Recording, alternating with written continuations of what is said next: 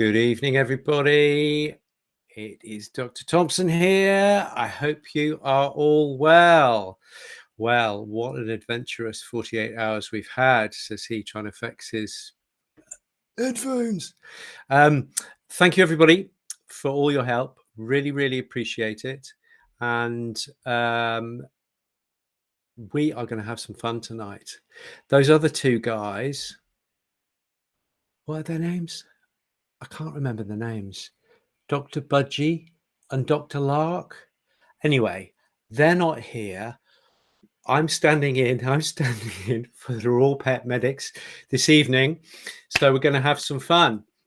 I've got some questions that Karen has organized. Karen, thank you very much. Really, really appreciate that. And we are going to do some work here.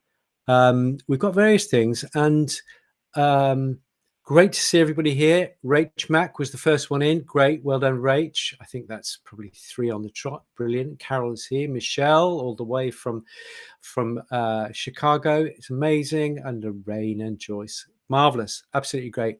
Let me just make sure I've got these things organized. Here we go. Here we go. Otherwise, Pete is going to kill me. Okay. What we normally do is we have a little rundown, and then about a minute before we start, we say, make sure your phone is on, make sure your Zoom is on to record it, and what have you. So just as the 3, 2, 1 went before, I thought, oh no, I haven't got my headphones in. So I'm just trying to get those to work here. They don't seem like they're very happy. Pete will kill me. Let me just go. Bear with me. Talk amongst yourselves. And we'll go like that. Let's see if that works. No, doesn't work. Right. Okay. I'm going to do it bareback. That's the way. Pete is going to kill me. But there you go. That's the way it is. Now, welcome to Raw Pet Medics. It feels a little bit like, you remember when you were a teenager and your parents went out and they said, make sure you look after the house. And as soon as the door was shut, you went, yes, off we go. We're going to have some fun. That's how it feels this evening. I want to say a big warm welcome to brothers and sisters in the United States who've come via Dr. Judy's site. You're really welcome. Welcome to everybody. From those of you who are in South Africa, those of you in Europe, those of you coming to us from Australia, absolutely great to have you here. It's going to be a great evening. And so we are all here. We're all ready. I've pinched Brendan's Chrome to use all the gizmos, all the logos and things. I've got to say, a big welcome to our Patreon supporters. Couldn't do it without you. A small contribution every week from all of you guys goes a long way. We've got to pay Pete, our sound guy, and we've got somebody who's now doing our social media so that we can spread the good word about raw food and great nutrition. So those guys are helping us with that, and you are helping us to get them to do some really nice work. Patreon, if you want to join, is patreon.com/rawpetmedics. Okay, so you can join us there. If you like podcasts, and I'm interested actually, guys, do you use the podcasts? Are we wise to continue with our podcasts? Please let me know. If you love the podcasts, let me know. If you never listen to them, also let me know. Yes, as you see, I'm dressed up for a party because I think we've got this. We've got room to breathe. We're going to have some fun. So I'm going to get a little more intimate by going like that and saying hello there. And I've talked about Patreon, so I'm going to hide that. And you know who we are, so I'm going to get rid of that. So it's just you and me talking. So what are we going to talk about tonight? You're welcome to put some questions in there. be really great to talk to you, not at you. So I've got a book. You knew I was going to say that. I put it in the write-up. I'm going to talk about a book that I've just started reading. So I've only just started reading it, but it's very exciting, and I want to say a big thank you to Charlie Lambert, who stood in and let me know about this book. On Monday, I've just done 3 Thomas Hardys on the trot because I was just obsessed with it. I read The Woodlanders, and then I read Mayor of Casterbridge, and then I read Jude the Obscure. And Jude the Obscure, if you haven't read it, is a really, really depressing read. And so when I finished it on Monday morning, I was just thinking, oh my goodness, I really, really need some picking up. So Charlie stepped in, and he suggested this book, which is Pete's going to kill me with this as well, because I have to pick up my phone, which is my rescue audio. And here we go. Whoops. Bump. Here we go. This is clip. Okay. Okay. So this is the book. Can you see that? It's called Humankind, and it's by Rutger Bregman, who's a Dutch academic who writes really beautifully. His turn of phrase, and he's discussing scientific theories and the history of philosophy and what have you, in such a way that it makes it totally accessible. It's a great read. I listen to audiobooks everywhere, literally everywhere. And what I do when I'm walking the dogs is I have a little pouch that goes across here, and I put my phone into that so that I can hear the audiobook, and at the same time I can hear the dogs, so that they know where I am. No, they know where I am because they can hear the audiobook everywhere. So I hardly have to talk to my dogs for the entire walk, which is really, really great, because I don't have to bother them. And I can hear it, and I can hear the birds singing, and I can interact with nature as it should be. So it's a book which dispels with a lot of really, really, really good examples throughout history, quoting the Bible, quoting Hobbes, the philosopher, and Hume, and all these great minds, because what his major idea is that we're all taught that humans are fundamentally bad. Yeah, there's original sin in the Bible, and you read the news, and there's terrible things happening, and what have you. And so we are we are definitely in Western society, we are led to believe that we are untrustworthy, and we are slightly dodgy, and we are not the shining examples of light beings that we might want to be. But what he's actually saying is that when you look at the modern science, actually the majority of people, the majority of time, are really good and are trustworthy, and are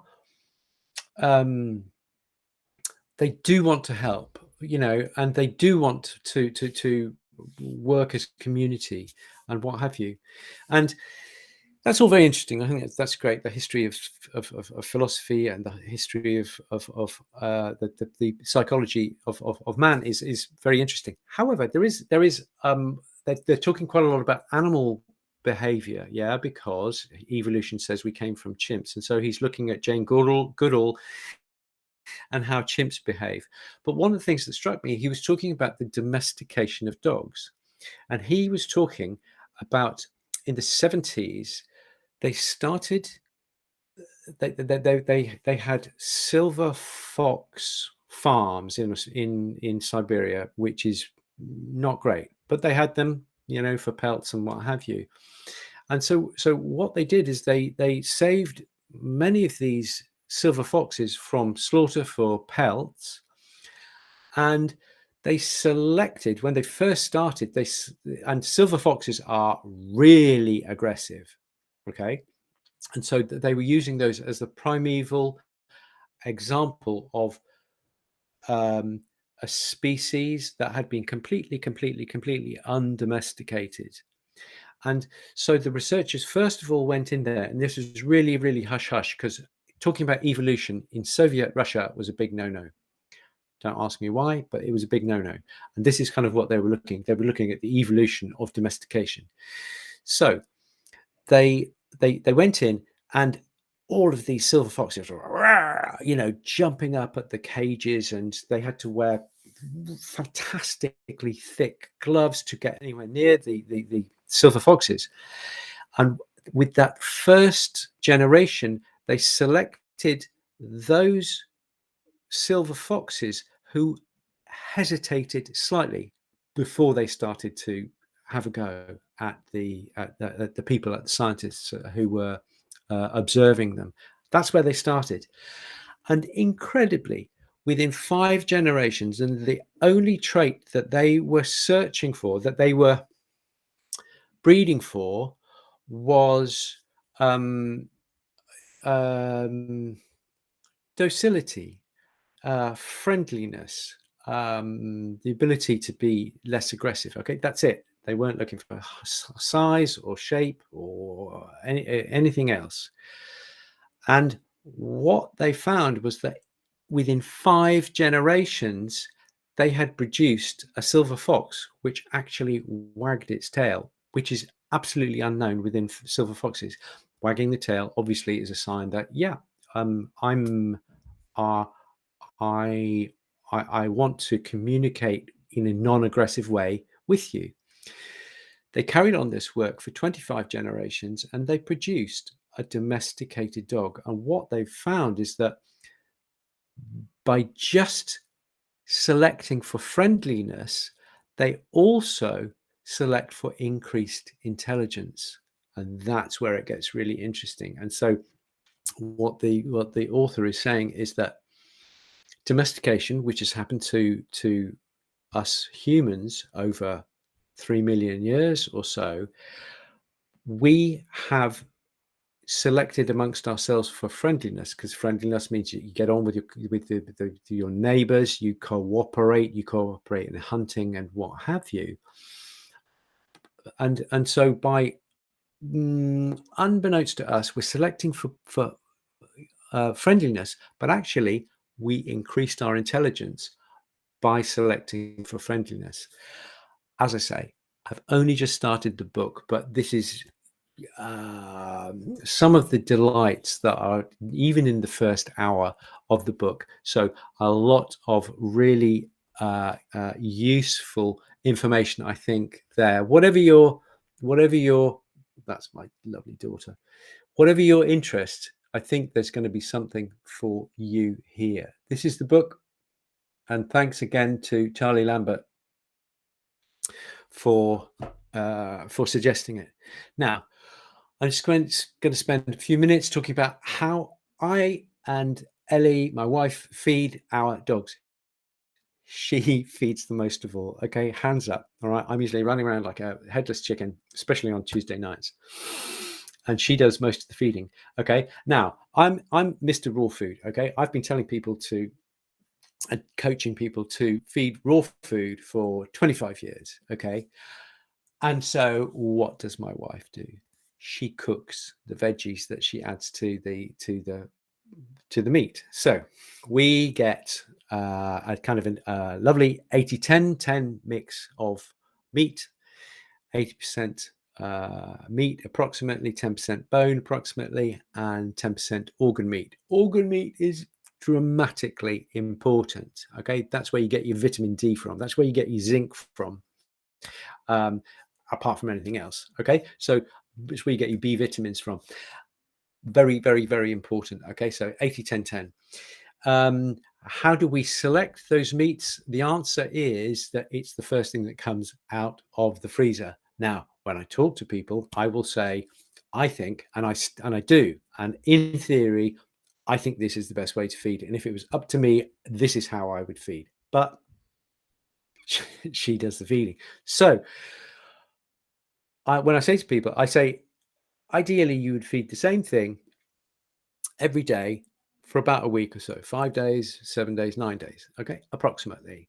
And then you'd swap to another, because then you'd allow that original protein a few weeks off until you come back to it. And I think that that will reduce the amount, the chance of developing sensitivity to that protein.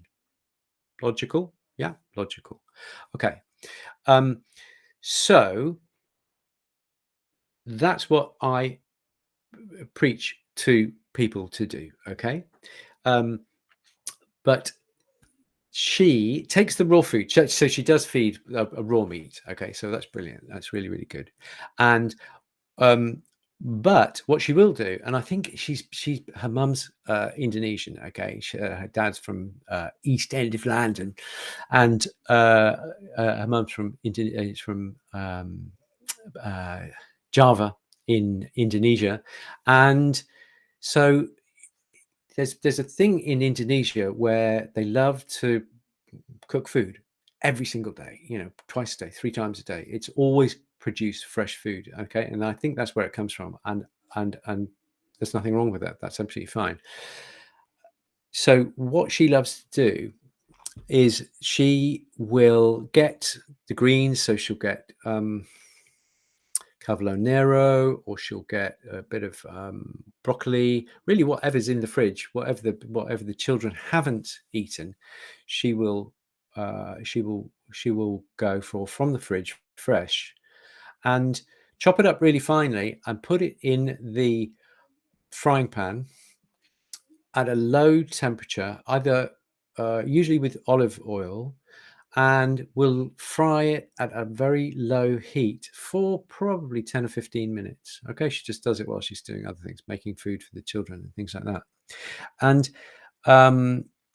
so what else will she add to that? She will add nuts and herbs and seeds to that. So she does listen to something that I talk about, NHS, nuts, herbs and seeds.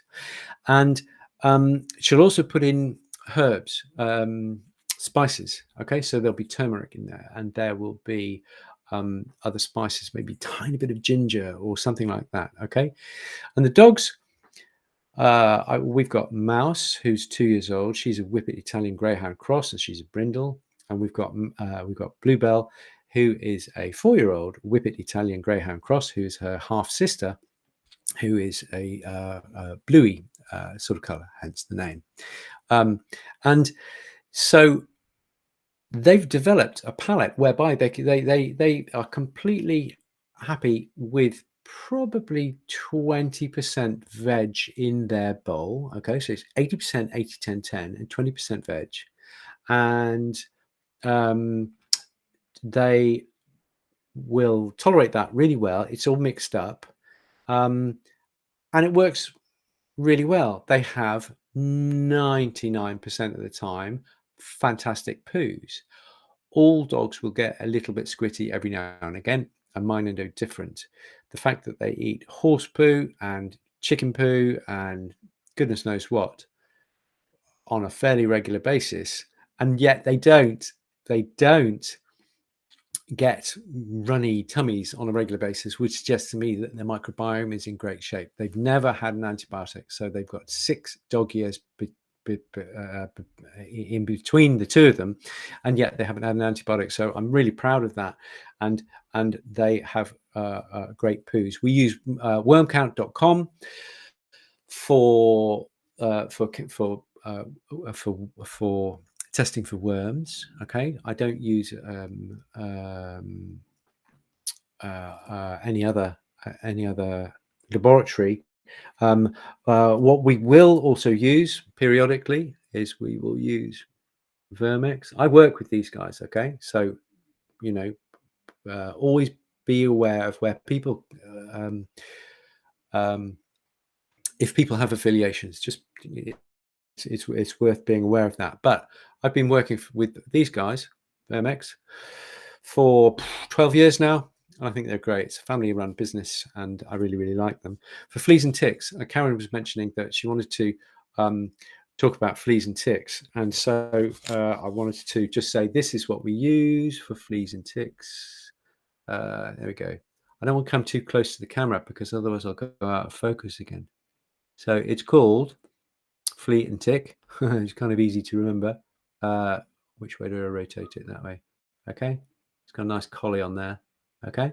And it's called Flea and Tick. That's what we use. It's just a herbal preparation. It smells amazing. It smells really pokey, actually. Yeah. It's a formulation that we put together and love it. It's really, really good. And the idea is that the herbs within the preparation enter the bloodstream, reach up into the skin and make the dog less attractive to fleas and ticks. I contend that raw-fed dogs are less attractive to fleas and ticks, but that doesn't mean that if you feed your dogs raw, you're never going to get fleas and ticks, okay? Obviously.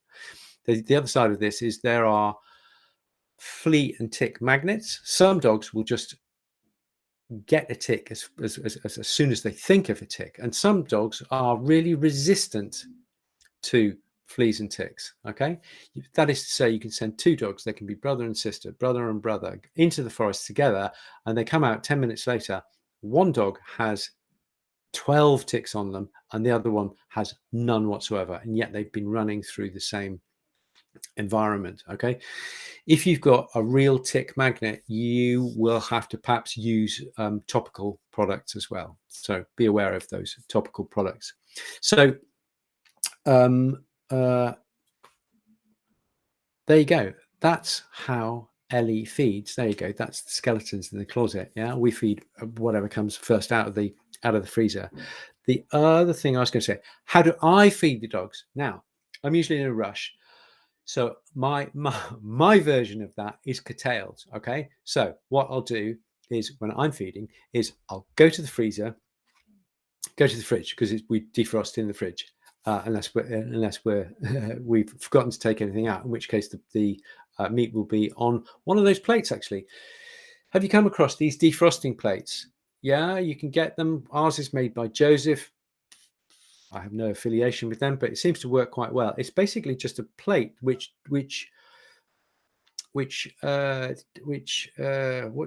the word? Which will wick the. It doesn't wick the coldness away. It dissipates the coldness into the plate. It's black plate, so it absorbs the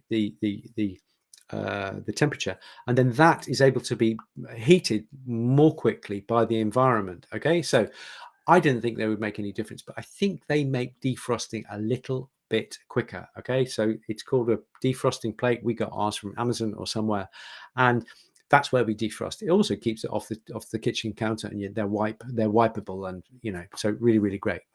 So I will get the 80-10-10. I'll put it into the bowl, and basically what I do, because I'm a bit lazy and I'm a bit quick, and I know that Ellie does a really great job with loads of great veggies on a regular basis, I will just get powdered herb supplements from for example,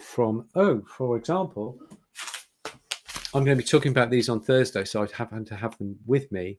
These are herb product from Vermex. It sounds like a Vermex commercial. It's not. Okay, it's just I happen to be here, and this is genuinely what we actually do. So we use when I'm Mr. Lazy is feeding the dogs, I will just use that rather than cooking the veggie, chopping them and frying them in olive oil and all that kind of stuff. I'll just make it a really, really quick and simple thing, and I'll just use a handful of herbs, handful of maybe some spices, some turmeric, something like that, a little bit of the old flea and tick. I'll put that in, and that is how I do the raw food quickly. I'll also put a squirt of fish oil on there, or capsules of fish oils. Luckily, I get sent loads of samples of supplements and things like that. And so we've got a big cupboard full of these things. And so to a certain extent, I'd kind of just take my pick.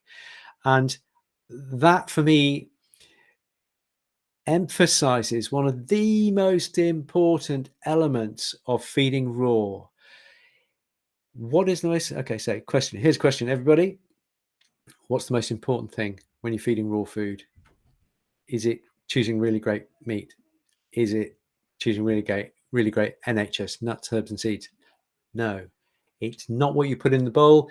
It's the variety that you give. Now, most people, like I say, give a different thing every single day.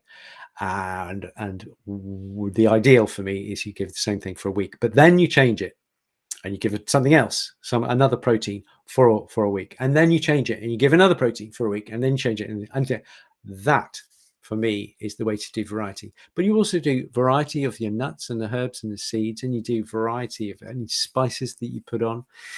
If you put a bit of garlic in, you can do that, 3 weeks out of 4 in the month. Absolutely great. This is really, really good. So that's, I've been wanting to discuss that, and the fact that Ellie, there you go, I'm guilty of feeding my dogs. Get very lightly sauteed, I think that's the word, very lightly sauteed green veg every day that Ellie's feeding, and they get the meat, and they're looking good. I'm really proud. They look great.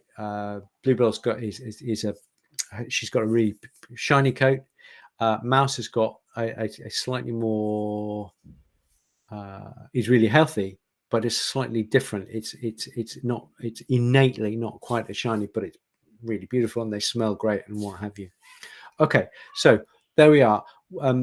That's it. That's enough about me and my dogs. Let's have a look at a few of the questions. Thanks again to Karen. If I disappear when I go and look at my list, then bear with me. Hopefully you can still hear me. So the first one is from Debbie, and she says, query about CBD. She has a dog who's on Cartrophen and loads of supplements for the joints, and she has a 2-year-old who can be reactive, who is improving with behaviorist and training. And so she's saying, what about CBD for both dogs? And it's a good question there, Debbie. What could you see me while I was gone? Anybody? No? Okay.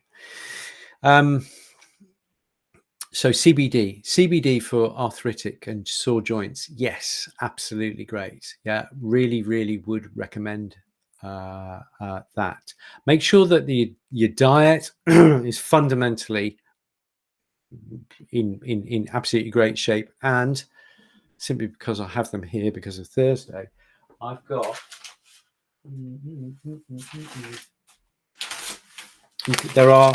this is the Vermex joint support. Okay, hopefully I won't get out of focus. Then back. Okay, herbs. That's a nice blend. I helped them make it. I really like it. I'm really proud of it, and we are going to talk about it on Thursday at 7 o'clock. Okay, if you go to the Vermex Facebook group, then you can get that there. But what I'm saying is, herbs are really, really important, and CBD. Yes, I would use CBD for osteoarthritic issues, but I'd also have a look. There's a product called Antinol. I would go and get it, but I'll go out of focus, and you won't be able to see me again. Antinol, Antinol. Whether you can get it stateside, I'm not sure, but in the UK you can definitely get it. Antinol. It's basically very concentrated fish extract. I didn't think it was going to work. I came across it 4 or 5 years ago, and it can be really, really useful. It's very, very small, so even if a dog is not very fat tolerant and you want to get some fish oil into them, Antinol is a really great thing to think about. Another thing is literally, I did not place this here. I have it here. This is called Salagesic, which you might, yeah, where can I put it? Where you can see it, Salagesic. Can you see that? Salagesic, which sounds like it's going to be a pharmaceutical, but actually it's not. It is white willow bark, which sounds like something from a witch's brew. Okay, it's white willow bark. And you think, why are you giving white willow bark? Because it contains salicylates. Hence, the white willow is Salix alba. Okay, so this is just an easy to give preparation of white willow bark. The salicylates. You're going to say to me, won't we give our dogs stomach ulcers by giving them salicylates, which is another name for aspirin? And the answer is that using these types of preparations carefully, you don't, because there are other elements within the white willow which protect from gastric ulceration. So it's really, really clever stuff. So have a think of that. CBD, yes, go for it. Really, really good. And the other one, behavioral. Yes, CBD can be very useful for behavioral issues. It's just a calmer. It allows the dog to focus before engaging in kind of reactive behavior. So that's a real cracker to look into. Let's have a look at another question here, and then I'm going to talk to you guys. And what I will do is the other ones, I'm going to go over to Patreon. I'll do those on a Patreon, but I'd rather talk to you. So last question from the list. Looking how I can help two girls, particularly the younger 8-year-old cocker who does a lot of small poos, often seems a little constipated. She only gets duck or chicken feet or necks and boneless with it. Completes as well, and various companies in the UK and supplements, and she is very moody and reactive too. Okay, let's just go with the constipated small poos anal gland thing to start with. So if your dog is producing relatively small poos, a little bit like sheep poos, and they're absolutely fine, and their anal glands are fine, and everything's great, then carry on. You're doing fine. That's absolutely fine. A lot of wolf poos can be quite small and quite kind of bony and pellety, and they get on fine like that. If your dog isn't good with that, and they have a tendency to constipation, there are two major ways to address that. Number one is to introduce some veggies. Now, if you like Ellie, you can spend 15 minutes, you can saute them gently so that they're still crisp, but they have been softened a little bit. Or if you're like me, if I had to get some green veg into the bowl, I would get some greens, put them into the blender, add some water or some bone broth, and make a smoothie, and add that to the tune of 10, 20, even 25%, in order to get some plant fiber going through, and that can turn sheepy type poos into much more solid poos. That's especially a great thing to do if you've got a dog who's got anal gland issues. The other product, and Connor doesn't normally talk about his products, they are up here on the shelf up here. You can't see them because they're out of focus, but the other one is Connor's product called Stool Right, which is a seaweed which has the ability to really firm stools, and I would look into that. It's called Stool Right, R-I-T-E, one word, S-T-O-O-L-R-I-T-E. So the cheap option is you raid the fridge, make a smoothie, and pour that onto the 80-10-10. And the other option is the sprinkling on the Stool Right from Connor, dogsfirst.ie. He's going to love me for plugging his product, which he doesn't normally do. God bless him. So Modi says psyllium husk. Psyllium husk is also, yeah, really, really useful. And Modi knows all about. She and I have gone 10 rounds with a dog, but he is having psyllium husk on a regular basis, and that has fixed him. That's stopped him getting blocked up every 6 months or so in a really pretty bad way. He's now right as rain. So best wishes to Midgie. Okay, let's have a little look. What's everybody saying? Debbie says simply CBD. Yeah, there are lots of CBD companies out there. We use Global Greens. Sally Tobin is a big fan of Blessed CBD. I haven't used them yet. Sorry, Sally.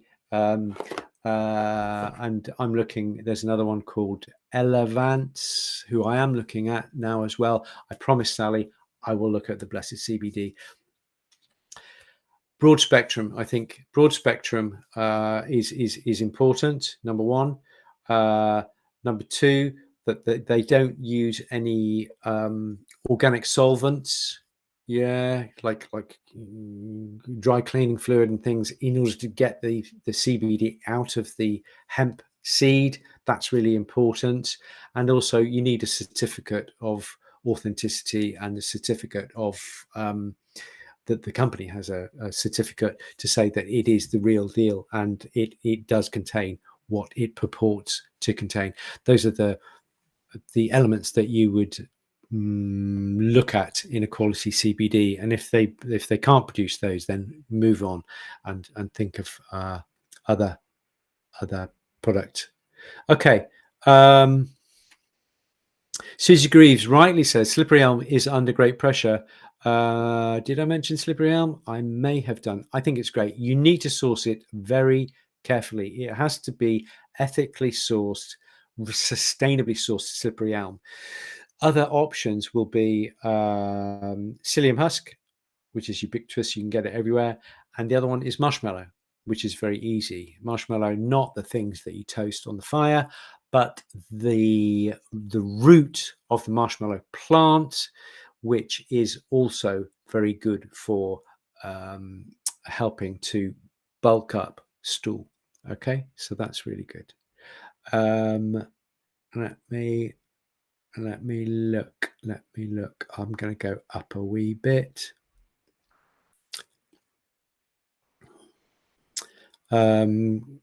Caroline says Antonol. That's how you spell it. Thank you, Caroline. Yeah, Antonol. I was surprised how useful it is. Philippa. She's getting into the turmeric and oregano. Oregano. That's American. I'm listening to too many American audiobooks. Oregano. She's getting into that, which is fabulous. Sorry, Americans. And let's have a look. Where else have we got some? This is Salagesic white willow bark. Thank you, Fiona, supporting us. RPM as ever, amazing. This is nice. Halzen says, Antonel, the one thing that has really helped my dogs, I was very skeptical. I was amazed at the result. We just tried about everything else, including Librela. Wow, better than Librela. Wow. I'm not against Librela. It's a very new product, and I'm a little bit suspicious about new products. It's a little bit like new software. Whenever Mac does an update, I always give it some time. Whenever they come out with a new phone, I always give it some time for them to find glitches and get rid of the glitches before I upgrade to whatever it might be. So again with Librela, yeah, it's very new. I'm just going to let it bed in and just make sure that there are no unforeseen issues with it. Here we go. Let me look. I'm just looking through some questions. Thing is, when you're doing this with three of us, while somebody's talking, the other two guys can be looking at notes and looking at our questions. There we go. Looking back. You guys have been having a great old chat in the background. It's fantastic. Well done. It's really good. That's part of the whole deal. Yeah, is we haven't got all the answers. There's we can all learn from each other. Biofunction A is another one of Connor's ones. Molly says, yep, it's a nice, really nice product. It's prebiotic. It could help with the stool function, stool quality. La la la. Where are we? Okay. So let's look. Just looking at the last.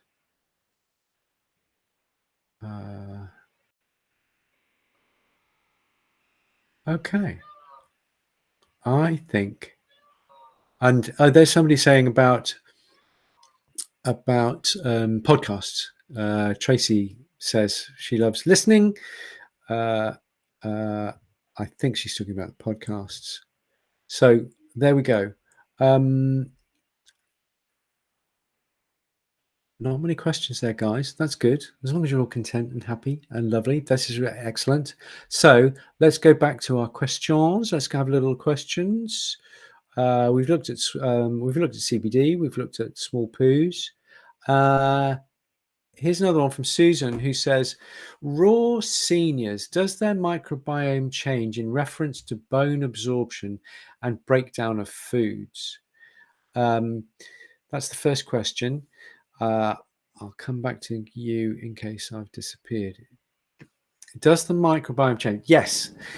I'm not sure how much work has been done in dogs as they age, but if you look at Stephen Gundry, he's the longevity guru.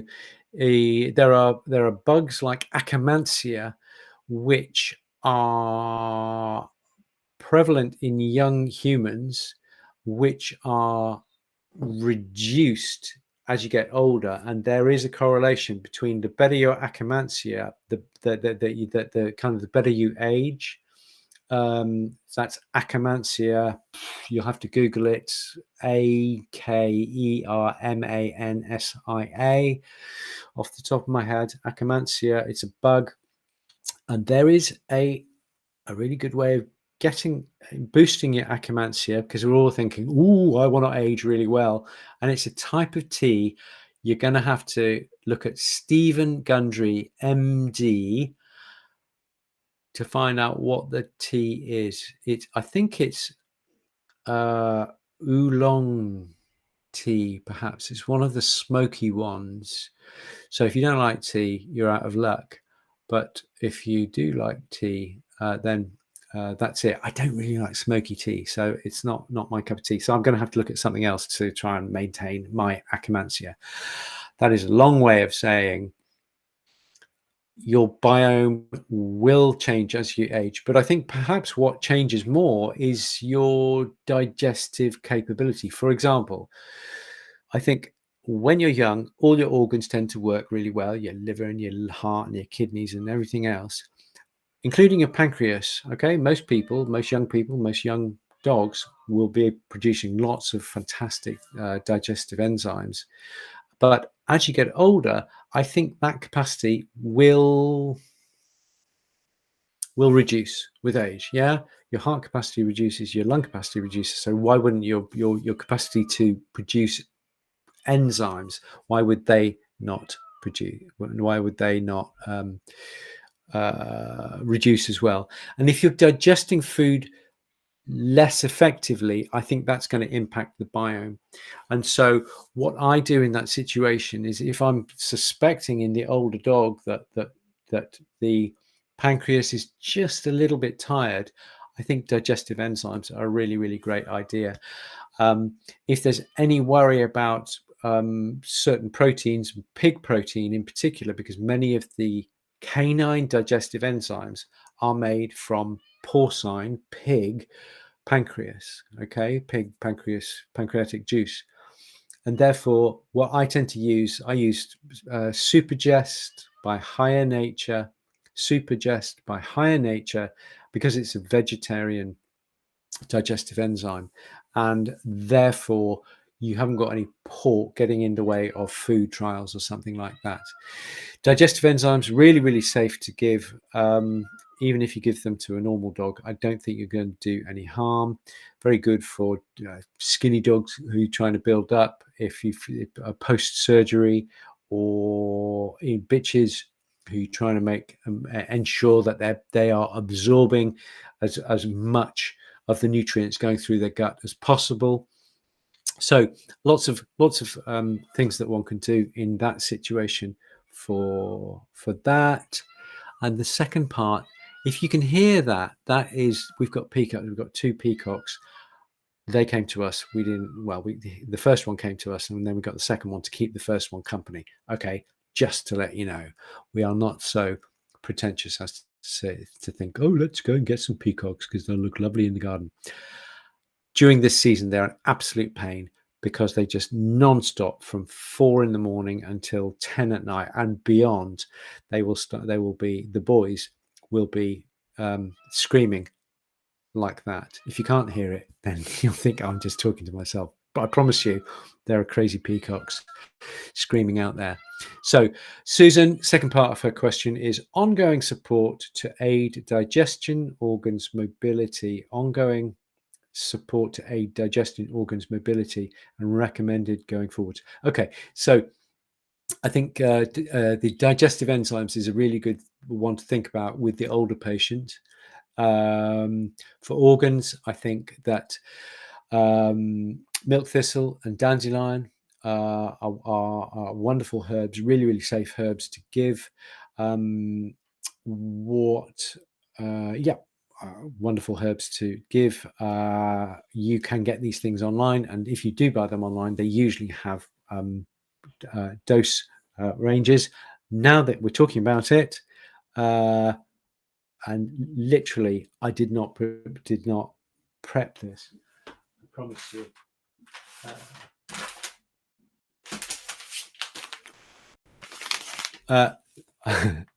Literally, I didn't look at Karen's list until I came on.